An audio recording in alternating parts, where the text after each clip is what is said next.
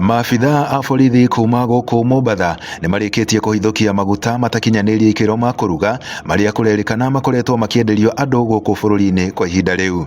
Maabitha aya mahithũkĩire gĩceceni kĩmwe mwena wa Shimanzi kĩrĩa kĩigagwo rori cia gũkua maguta, na kũrĩa macokire kũhithũkia biacara ĩno ĩgĩthiĩ na mbere, kũrĩa maguta maya mararutagwo ngari-inĩ cia gũkua maguta na gũcoka gwĩkĩrwo mĩtũngi-inĩ ĩrĩ na marĩtwa ma kambuni ngũrani gũkũ bũrũri-inĩ. We have discovered that there are many trucks as well, about 13 trucks.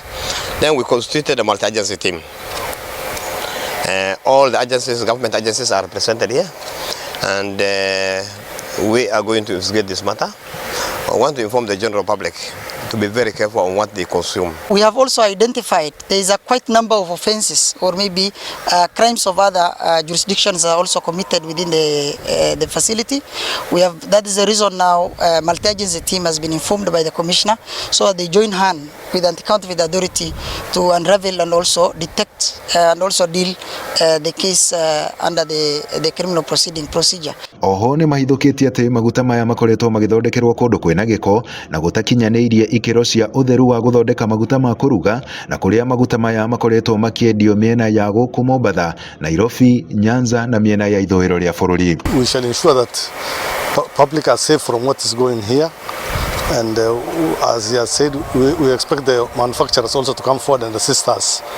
And we shall also ask the Kenya Bureau of Standard and to come forward, NEMA and everybody, to ensure that Kenyans are safe from such unscrupulous business people who want to make profit out of Kenyans. Maguta maya mahithũkĩtio marĩ rori-inĩ 13 na makĩria ma mĩtũngi 100 iria irekũĩrwo gũkorwo irĩ cia mũigana wa ciringi mirioni 100. Borithi na ataaramu maroiga kwĩna ũhotekeku arĩa makoretwo makĩhũthĩra maguta maya na marĩa makoretwo thoko-inĩ kwa ihinda maya gũkorwo marĩ na mĩrimũ yumanĩte na maguta maya. Because the conditions under which this fuel is being processed and prepared is very unpathetic and unhealthy. We have the Ministry of Public Health here. Now, Kenyans to be very careful on what they consume.